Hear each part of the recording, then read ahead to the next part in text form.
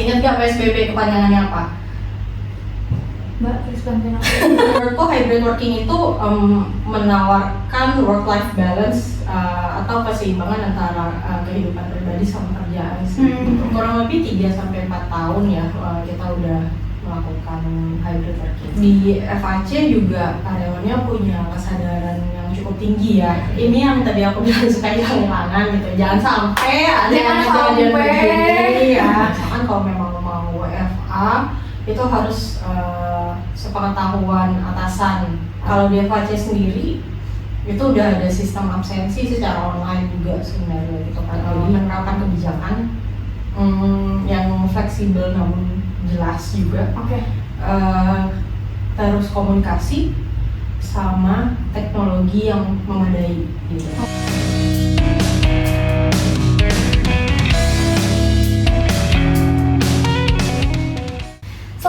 First Asia Friends, hari ini adalah podcast pertama First Asia yang pastinya akan membahas fakta-fakta yang menarik nih. Stay tune ya.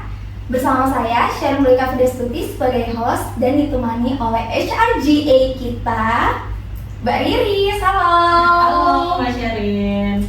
Jadi hari ini kita akan membahas tentang hybrid working nih Mbak, yang udah kita lakuin juga di kantor kita tercinta ini pastinya.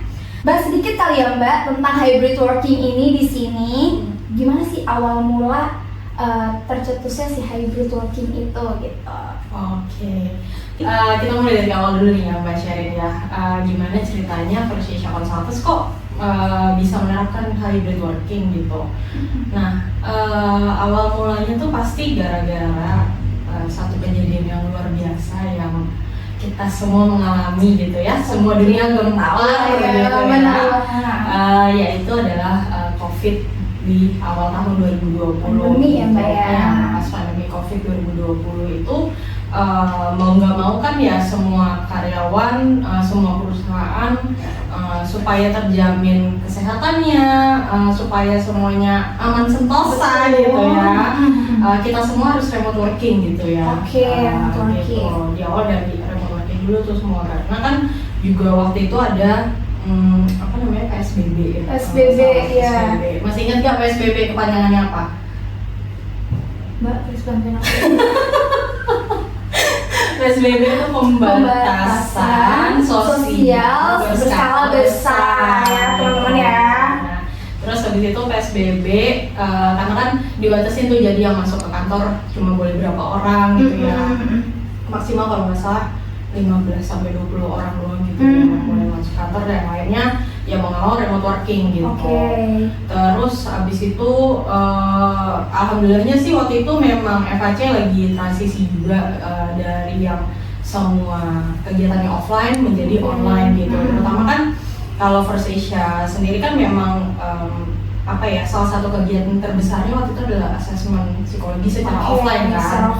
Gitu. Biasanya kita punya kelas untuk melakukan tes secara offline gitu ya. Tapi waktu itu memang kita kebetulan memang lagi transisi menjadi tesnya jadi online semua ya. gitu. Jadi alhamdulillahnya waktu itu kita udah siap gitu ternyata dengan adanya pandemi ini. Ternyata kita membaca arah bisnis dengan tepat nih gitu. Kayaknya kita emang udah harus dipaksa momentumnya dipaksa untuk jadi untuk bekerja secara online gitu ya gitu. Nah, selain kegiatan terbesar asesmen yang pindah ke online, kegiatan bekerja sehari-hari kan juga harus online juga kan. Mau nggak mau online gitu. Nah, platform untungnya juga udah disiapin sama tim IT, kemudian sama tim support yang lain gitu. Kita sudah bisa menggunakan Zoom untuk meeting mostly gitu ya, bahkan sampai ke waktu itu acara-acara employee engagement juga kita lakukan secara online juga gitu ya. Year end, terus ulang tahun gitu ya. Jadi di kontaknya secara online gitu. Nah, seiring berjalannya waktu dari 2020 terus pandemi makin membaik gitu kan ya.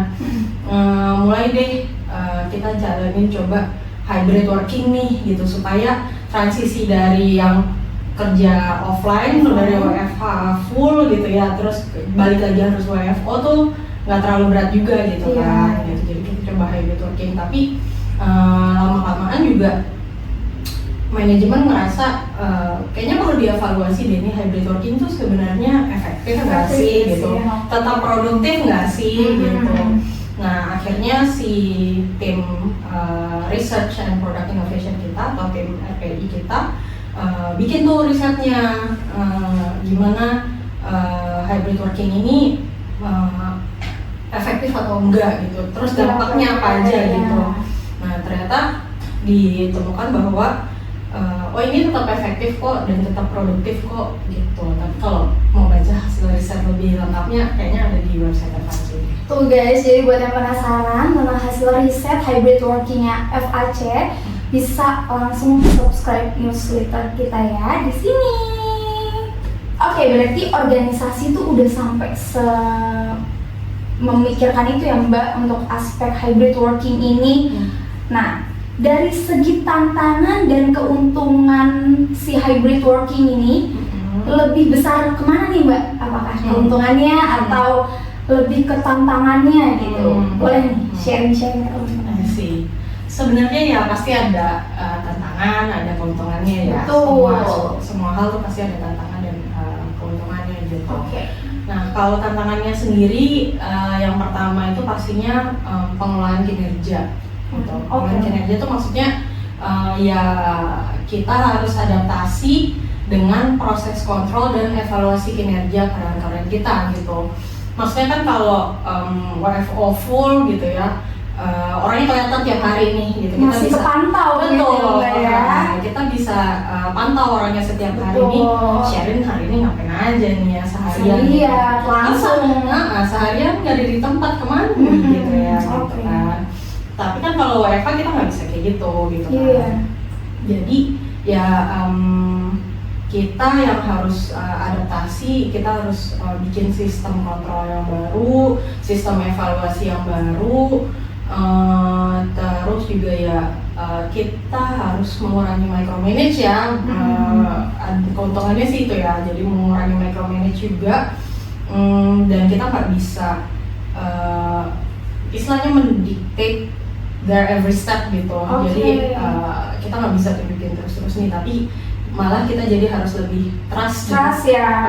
Lebih trust the process and the outcome yang dihasilkan dari mereka gitu. Terus lagi tantangannya tuh ada komunikasi pasti gitu. Penting banget sih itu. Karena kan kalau komunikasi, kalau kita WFO gitu istilahnya bisa ngobrol tiap hari gitu ya. Langsung bisa gitu ya. Langsung gitu. Kalau WFA kan kita ngobrol, kita ngomong gak ada yang nyautin gitu. Iya, nggak langsung direspon nggak lah. langsung direspon gitu. Ya walaupun kalau misalnya kita lagi WFA sendirian di rumah ada yang nyautin agak serem. Iya sih. agak takut gitu. Agak takut ya, Say. Tapi kayak kalau WFO kan maksudnya kita melontarkan ide gitu. Oh kan kecetus nih baru. Kayaknya gini-gini bagus deh gitu. Pasti ada yang nyautin, istilahnya ada yang menjawab lah gitu kan, ada yang tekoknya cepat gitu. Tapi kalau pas lagi WFA kan kita ada ide, oh harus buru-buru di chat nih gitu, atau harus buru-buru telepon nih gitu. Gak bisa langsung menyampaikan gitu sih. Belum lagi kadang-kadang tuh kita platform yang kita gunakan untuk kerja sama pribadi itu masih jadi satu gitu. Contohnya kita pakai WhatsApp gitu biasanya atau kerja gitu. Jadi kerjanya kan antara yang pribadi sama yang grup kerjaan nyampur jadi satu semua gitu. Pusing nih banyak banget ya gitu. Jadi ya batas antara pribadi dan pekerjaan tuh jadi sedikit blur sih. Iya gitu. Kalau menurut aku tantangannya itu. Tapi kalau keuntungannya, menurutku hybrid working itu menawarkan work-life balance atau keseimbangan antara kehidupan pribadi sama kerjaan sih gitu. Ini juga sebenarnya ada di riset yang dilakuin sama tim RPI kemarin gitu. Karena mayoritas karyawan FAC itu merasa puas dan terbantu dengan penerapan hybrid working ini. Oh iya. Gitu, karena work-life balance yang mereka tuh tercapai dengan sistem penjadwalan hybrid working yang disesuaikan dengan masing-masing divisi gitu. Jadi kalau di kita penjadwalan hybrid workingnya tuh dikembalikan ke divisinya masing-masing gitu. Jadi tergantung head divisionnya nih yang mau ngatur jadwal hybrid workingnya kayak gimana, kapan WFO, kapan WFA-nya. Jadi bisa disesuaikan lagi. Betul gitu. Jadi nggak saklek harus hari ini gitu, tapi kita masih bisa ada negosiasi lah gitu. Lebih agak fleksibel. Lebih agak fleksibel gitu. Terus juga ternyata ya hybrid working itu malah membuat kita produktif kok gitu. Kenapa? Karena kita nggak perlu pusing-pusing mikirin commuting gitu. Benar sih, benar banget. Ya, nggak perlu mikirin bangun pagi, harus mandi jam segini, dulu siap-siap, harus siap-siap, OTW sampai kantor gitu, lepek gitu tapi ya sampai jadi kantor. udah banyak nih yang dilalui gitu ya. Sedangkan kalau misalkan hybrid lagi WFH gitu ya, kamu bisa bangun tidur, ya mandi ya pasti agak ya. senggang dikit lah ya, bisa mandi dulu, apa dulu, olahraga bisa gitu, yoga dulu bener gitu. banget. Terus habis itu langsung fresh buka laptop gitu. Nah kemudian kalau dari sisi HR juga employee engagement itu kalau hybrid working itu salah satu employee engagement yang bagus sih menurutku. Oh gitu. Karena kalau dari review yang kita jalani juga di FAC, hybrid working ini jadi salah satu faktor yang membuat teman-teman ini betah gitu di FAC. Alhamdulillahnya. Ya sih, aku juga merasa seperti itu ya Mbak ya. Kayak hybrid working ini benar-benar menarik banget dan ternyata jauh lebih happy gitu loh guys, dan lebih produktif juga nggak sih Mbak tentunya ya. Oke, berarti FAC ini udah berapa lama ya Mbak? Berarti sekitar 3-4 tahun ya berarti? Kurang lebih 3-4 tahun ya kita udah melakukan hybrid working. Ada hal apa aja nih selama hybrid working ini yang Mbak Riris temuin? Boleh dong sharing-sharing ke teman-teman? Oke, kalau selama hybrid working sih ya pasti ada positif sama negatifnya gitu ya. Ups and downs-nya gitu. Kalau positifnya sih mungkin ya kita jadi lebih fleksibel dalam bekerja gitu ya. Balik lagi tadi sih sebenarnya nggak bosan kalau mau kerja di kantor ayo, mau kerja di rumah ayo, mau dimanapun juga ayo gitu. Asalkan masih tanggung jawab gitu dan ada resultnya gitu. Gitu. Kalau downs-nya sih yang paling sering ditemui itu pasti kalau WFH ada aja sih yang hilang-hilangan gitu ya. Pasti sih ya. Ada aja yang hilang-hilangan gak bisa dihubungin lah, pasti ada miskomunikasi. Lagi penting-pentingnya tiba-tiba hilang orangnya gitu. Jadi ya mau nggak mau HR dan manajemen harus membuat kebijakan yang strict gitu untuk hal-hal terkait komunikasi juga gitu. Penting banget tuh komunikasi. Nah supaya kalau karyawan yang tidak merespon sama waktu tertentu tuh misalkan bisa kena teguran gitu, ataupun kita juga selalu himbau sih ke karyawan kalau seenggaknya misalkan memang belum bisa merespon, paling enggak di chat dulu aja gitu kayak nanti apa gitu ya. Nanti kita respon lagi ya gitu. Nah, menurut Mbak Riris, apa sih faktor yang membuat hybrid working di First Asia ini bisa cenderung lebih stabil dan optimal? Faktor yang membuat hybrid di FAC cenderung optimal ya, yang pertama sih menurutku kebijakan-kebijakan yang dikeluarkan sama manajemen itu cukup fleksibel ya gitu. Maksudnya dalam artian ya pastinya manajemen dan perusahaan akan berusaha tetap menjaga ketertiban dan kedisiplinan dalam bekerja gitu ya. Kita harus tetap menjaga profesionalitas juga gitu kan ya.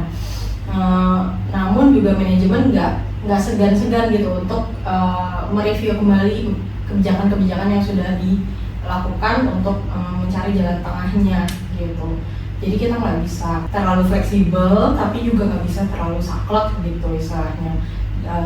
Jadinya kita terus berkembang, terus improve juga, dan kita mencari penerapan yang paling optimal sih untuk menjalankan hybrid ini sebenarnya harusnya bagaimana. Berarti udah melakukan banyak evaluasi juga ya Mbak sampai saat ini. Betul. Nah cuma beruntungnya sih di FAC juga karyawannya punya kesadaran yang cukup tinggi ya gitu, terkait tanggung jawab dan profesionalisme mereka gitu. Nah karena sistem rekrutmen di FAC itu juga sangat-sangat selektif gitu. Jadi individu-individu yang bergabung di FAC harusnya udah benar-benar disaring gitu supaya sesuai sama core value yang ada di FAC gitu. Core value-nya kan salah satunya adalah komitmen gitu ya. Makanya dalam kegiatan-kegiatan sehari-hari ya FAO people ini, FAC people ini beneran komit gitu terhadap aturan kedisiplinan, ketertiban sama kebijakan-kebijakan yang dilakukan di FAC. Oke, selanjutnya ada case menarik nih Mbak. Masih seputar dunia hybrid working yang lagi rame. Jadi perbincangan di medsos. Menurut pandangan Mbak Riris selaku HR gimana nih? Kita tonton dulu ya videonya. Okay, so today I just wanted to hop on the call really quick to discuss the quarter this year because there was an increase in sales of like 30%, and I think the clients were really happy with our work because they gave us like really good feedback. And Alyssa, yeah, where are you right now? I'm at Honest Hours Nail Salon. Okay, but during working hours? I mean, I'm working and I'm also doing this at the same time. Like I'm just multitasking. Okay, but these are still working hours and we do expect you to be at your desk. I mean, this is a really cozy working environment though. Like, let me show you, hold on. See? Like, I can work here, there's nothing wrong. Like, there's nobody else that's disturbing or anything. See my nails?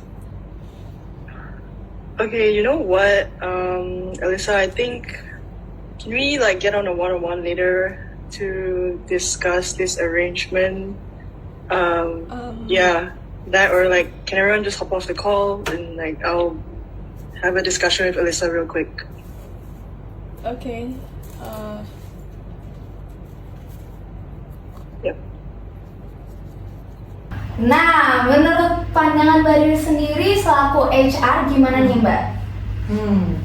Ya ini kasusnya menarik sih. Menarik ya. Ya ini yang tadi aku bilang suka hilang-hilangan gitu. Jangan sampai ada yang kejadian begini ya. Jangan sampai gitu. Tapi ya maksudnya selain soal etika gitu ya, maksudnya yang dari video ini, contoh kasus ini mungkin sebenarnya adalah salah satu contoh yang menyebabkan manajemen itu mengeluarkan kebijakan-kebijakan yang akhirnya harus membatasi fleksibilitas kita dalam bekerja gitu ya. Maksudnya kalau dari etika sendiri sih rasanya kurang sopan ya kalau misalkan posisinya kita lagi meeting lagi gitu. ya. Terus kita sambil melakukan hal lain yang tidak esensial atau yang tidak berhubungan sama pekerjaan gitu. Dimana seharusnya kan kalau lagi meeting kita harusnya fokus nih ya apa yang diomongin sama lawan bicara gitu, apalagi atasan kita gitu. Setidaknya adalah untuk menghargai lawan bicara kita. Langkah selanjutnya berdasarkan case ini perusahaan juga jadi belajar kan untuk kita harus jadi lebih fleksibel. Ternyata ada batasan, tetap harus ada batasan-batasan yang ditentukan gitu. Misalkan kalau memang mau WFA itu harus sepengetahuan atasan atau tim lah ya gitu, sepengetahuan user atau atasan atau timnya gitu. By the way WFA ini WFA ya, bukan WFH gitu. WFA ya guys. WFH itu work from anywhere. Bisa di mana-mana aja gitu. Nah, jadi maksudnya buat info atasan kita tuh hari ini kita kerja dari mana, terus supaya si atasan kita tuh terupdate aja sih juga sebenarnya kita ada di mana sih sebenarnya gitu, dan amit-amit terjadi apa-apa gitu ya. Atasan juga tahu gitu lokasi kita ada di mana, terus bisa gerak cepat gitu infoin ke HR gitu ya, untuk ambil tindakan lebih lanjutnya gimana Oke. Apalagi hal semacam nail art ya. Lebih baik dilakukan setelah jam kerja, guys. Kecuali kalau ada hal yang sifat urgensinya tinggi, mungkin akan lebih ditoleransi ya, Mbak ya. Pokoknya yang terpenting itu adalah komunikasi. Betul. Yang penting ngomong, ngabarin atasan dan tim, biar kalau dicariin Kita kita tahu cari gitu apa. guys ya. Boleh dong Mbak sharing tentang kunci mengadaptasi corporate people terhadap sistem kerja hybrid agar tercipta profesionalisme, produktivitas, dan work-life balance karyawan tetap terjaga. Oke, kalau dari aku sih kuncinya tuh harus ada penetapan dan penerapan kebijakan yang jelas ya gitu. Jangan sampai ada yang bolong tuh kayak tadi, ternyata nggak bisa ya kita WFA tanpa ngasih tahu atasan nih gitu. Ya sebenarnya tergantung dari perusahaan masing-masing sih gitu, tapi kalau di FAC kan menerapkannya seperti itu karena ya supaya lebih lancar aja juga komunikasinya gitu. Betul banget sih. Gitu kan ya. Walaupun ada kebijakan yang fleksibel, jadi tetap harus ada batasan-batasan yang jelas gitu. Kalau di FAC sendiri itu udah ada sistem absensi secara online juga sebenarnya gitu kan, jadi kita absennya bisa melalui handphone ataupun melalui laptop gitu, jadi nggak perlu ada di kantor. Sudah terlacak gitu ya Mbak ya. Ya istilahnya kita cuma setor muka gitu ya, pas lagi absen gitu. Cuma ya dalam melakukan absensi itu juga diatur gitu. Misalkan kalau FO ya absennya di kantor gitu, jangan baru mau berangkat itu udah absen. Tapi lokasinya udah beda soalnya ya. Gitu. Terus juga waktu absen itu mukanya harus jelas terlihat gitu supaya kita yakin nih, oh ini benar nih yang absen adalah Sherin gitu. Yang bersangkutan gitu ya. Gitu. Terus juga komunikasi itu juga kunci penting gitu untuk wajib banget tuh ya komunikasi dari tadi dimention Mbak Riris. Betul gitu, jadi walaupun kita lagi WFA jangan segan-segan untuk chat atau call gitu, karena sekecil apapun komunikasi itu harusnya sih berharga ya. Berharga banget gitu. sih. Supaya ya informasi yang diterima itu, informasi yang diterima ataupun yang diberikan itu clear gitu, jadi nggak ada miskomunikasi juga. Kalau di FAC juga udah punya platform Mattermost atau MM sendiri gitu ya, jadi platform ini yang kita gunakan untuk chat gitu, jadi ini digital workplace kita istilahnya, yang kita gunakan untuk chat, untuk diskusi, untuk call dan meeting juga biasanya, supaya komunikasi kita tetap berjalan lancar gitu. Dan tadi nggak blur batasannya antara yang pribadi sama kerjaan. Oke. Terakhir nih Mbak, 3 komponen paling terpenting deh dalam organisasi untuk menjalani hybrid working ini. Apa aja kira-kira? Oke. Jadi 3 komponen terpenting kalau kita rangkum ya jadinya adalah menerapkan kebijakan yang fleksibel namun jelas juga. Terus komunikasi sama teknologi yang memadai gitu. Jadi kalau penerapan kebijakan ya dari tadi udah disebutin ya, kita harus fleksibel tapi tegas juga. Terus kalau komunikasi itu udah harga mati. Penting banget komunikasi sama teknologi yang memadai ya. Kalau di FAC sendiri ya kita udah punya platform sendiri gitu ya. Udah punya sistem sendiri gitu. Aman jadinya guys. Jadi semuanya lebih lancar.